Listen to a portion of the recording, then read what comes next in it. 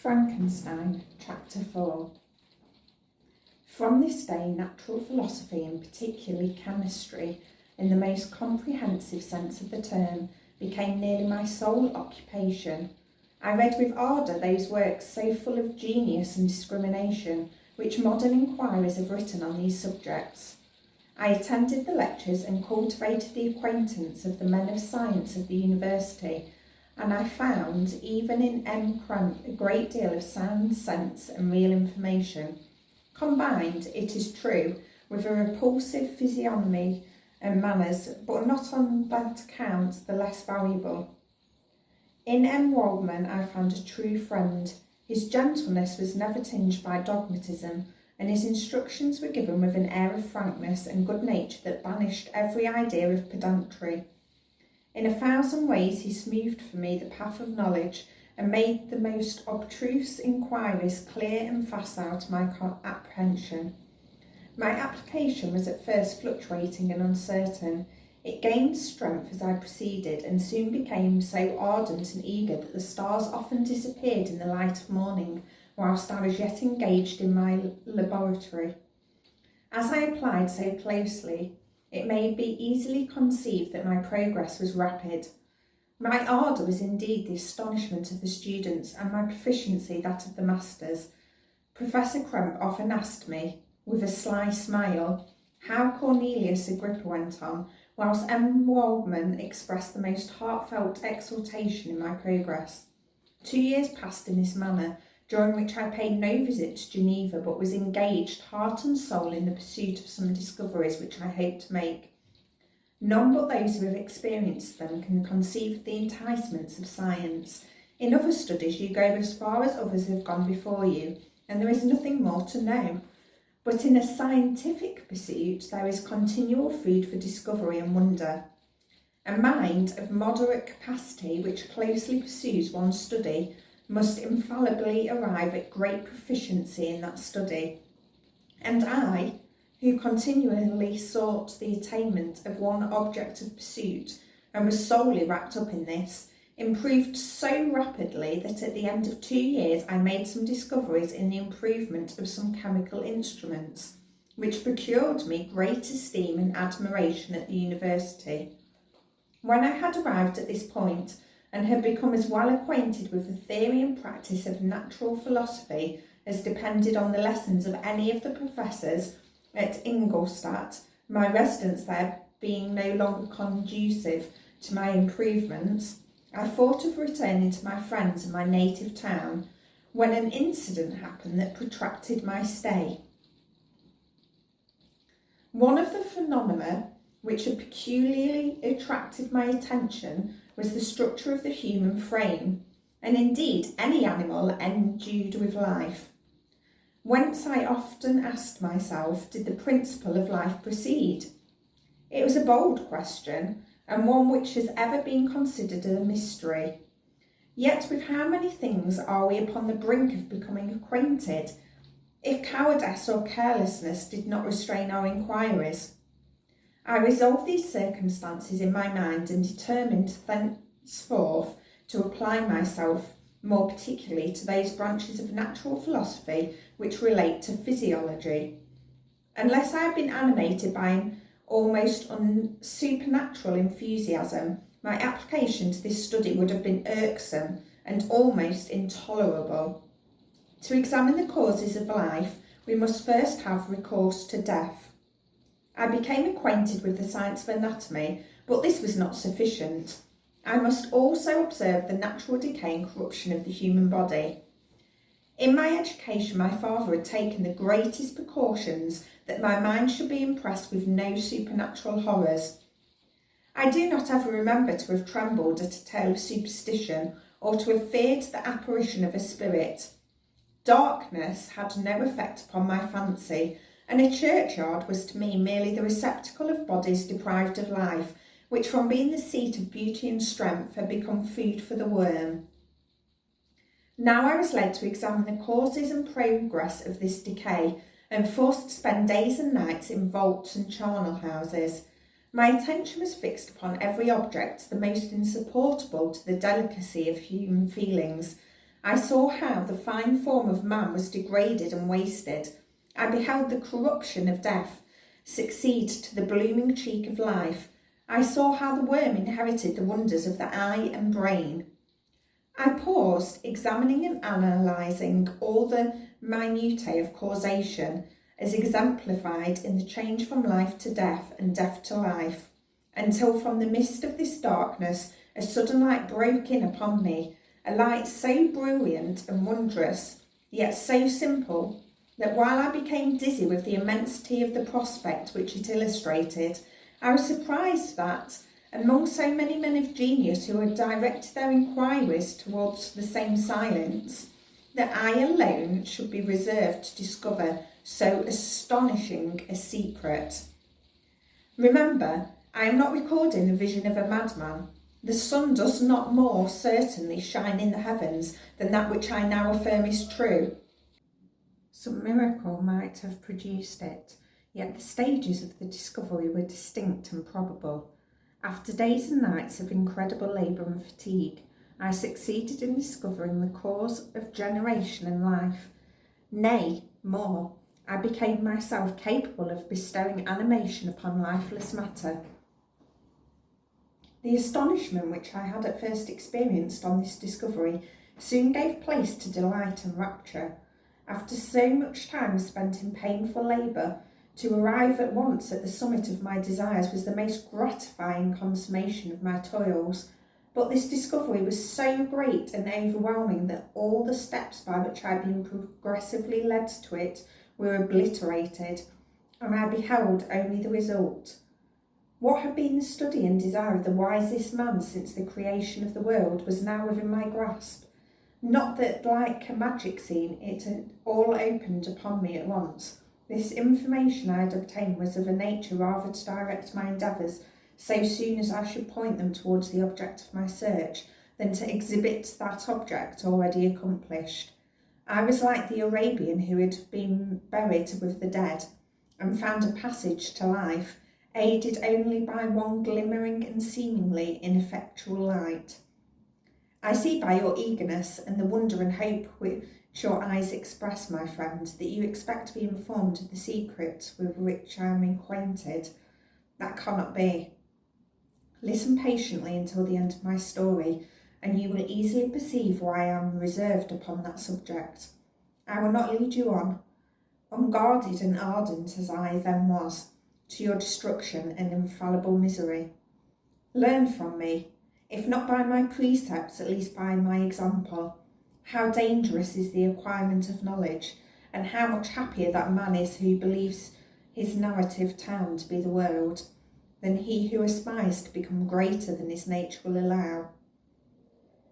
When I found so astonishing a power placed within my hands, I hesitated a long time concerning the manner in which I should employ it.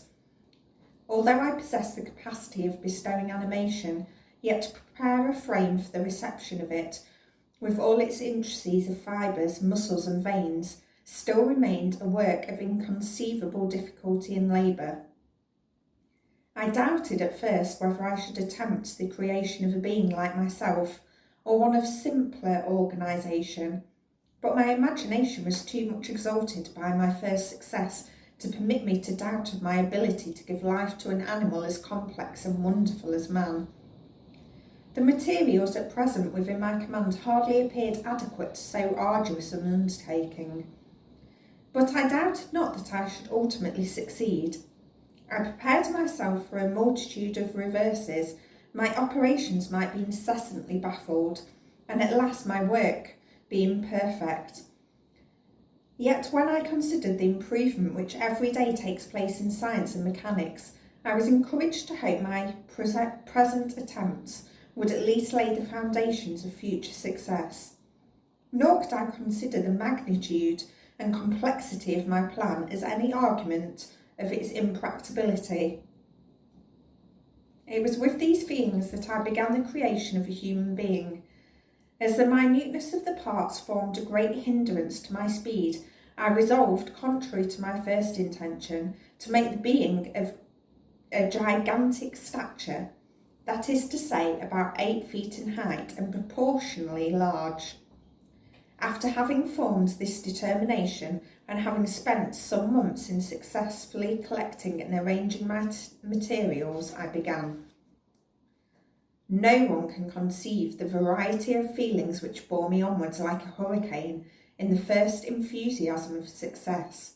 Life and death appeared to me ideal bounds, which I should first break through and pour a torrent of light into our dark world. A new species would bless me as its creator and source. Many happy and excellent natures would owe their being to me. No father could claim the gratitude of his child so completely as I should deserve theirs. Pursuing these reflections, I thought that if I could bestow animation upon lifeless matter, I might in process of time, although I now found it impossible, renew life where death had apparently devoted the body to corruption. These thoughts supported my spirits while I pursued my undertaking with unremitting ardour. My cheek had grown pale with study, and my person had become emaciated with confinement. Sometimes on the very brink of certainty I failed, yet still I clung to the hope which the next day or the next hour might realise. One secret which I alone possessed was the hope to which I had dedicated myself, and the moon gazed on my midnight labours, while, with unrelaxed and breathless eagerness, I pursued nature to her hiding places. Who shall conceive the horrors of my secret toil as I dabbled among the unhallowed damps of the grave, or tortured the living animal to animate the lifeless clay? My limbs now tremble, and my eyes swim with the remembrance, but then a resistless and almost frantic impulse urged me forwards. I seemed to have lost all soul or sensation but for this one pursuit. It was indeed but a passing trance that only made me feel with renewed acuteness so soon as the unnatural stimulus ceasing to operate. I had returned to my old habits. I collected bones from charnel houses and disturbed with profane fingers the tremendous secrets of the human frame. In a solitary chamber, or rather cell at the top of the house, and separated from all the other apartments by a gallery and staircase, I kept my workshop of filthy creation. My eyeballs were starting from their sockets in attending to the details of my employment. The dissecting room and the slaughterhouse furnished many of my materials, and often did my human nature turn with loathing from my occupation, while still urged on by eagerness which perpetually increased. I brought my work near to a conclusion. The summer months passed while I was thus engaged, heart and soul, in one pursuit. It was a most beautiful season. Never did the fields bestow a more beautiful harvest, or the vines yield a more luxuriant vintage, but my eyes were insensible to the charms of nature. And the same feelings which had made me neglect the scenes around me caused me also to forget those friends who were so many miles absent, and whom I had not seen for such a long time. I knew my silence disquieted them, and I remembered the words of my father. I know that while you are pleased with yourselves, you will think of us with affection, and we shall hear regularly from you. You must pardon me if I regard any interruption in your correspondence as a proof that your other duties are equally neglected. I knew well, therefore, what would be my father's feelings, but I could not tear my thoughts from my employment, loathsome in itself, but which had taken an irresistible hold of my imagination. I wished, as it were, to procrastinate all that related to my feelings of affection until the great objection, which swallowed up every habit of my nature, should be completed. I then thought that my father would be unjust if he ascribed my neglect to vice or faultiness in my part, but I am now convinced that he was justified in conceiving that I should not be altogether free from blame. A human being in perfection ought always to preserve a calm and peaceful mind, and never to allow passion or a transitory desire to disturb his tranquillity. I do not think that the pursuit of knowledge is an exception to this rule.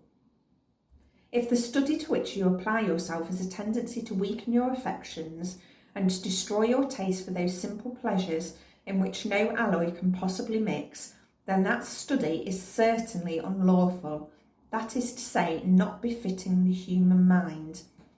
If this rule were always observed, If no man allowed any pursuit whatsoever to interfere with the tranquillity of his domestic affections, Greece had not been enslaved, Caesar would have spared his country, America would have been discovered more gradually, and the empires of Mexico and Peru had not been destroyed. But I forget that I am moralising in the most interesting part of my tale, and your look reminds me to proceed. My father made no reproach in his letters, and only took notice of my silence by inquiring into my occupations more particularly than before. Winter, spring, and summer passed away during my labours, but I did not watch the blossom or the expanding leaves, sights which before always yielded me supreme delight. So deeply was I engrossed in my occupation. The leaves of that year had withered before my work drew near to a close, and now every day showed me more plainly how well I had succeeded. But my enthusiasm was checked by my anxiety, and I appeared rather like one doomed by slavery to toil in the mines or any other unwholesome trade than an artist occupied by his favourite employment. Every night I was oppressed by a slow fever, and I became nervous to a most painful degree. The fall of a leaf startled me, and I shunned my fellow creatures as if I had been guilty of a crime. Sometimes I grew alarmed at the wreck I perceived that I had become. The energy of my purpose alone sustained me. My labours would soon end, and I believed that exercise and amusement would then drive away incipient disease, and I promised myself both of these when my creation should be complete.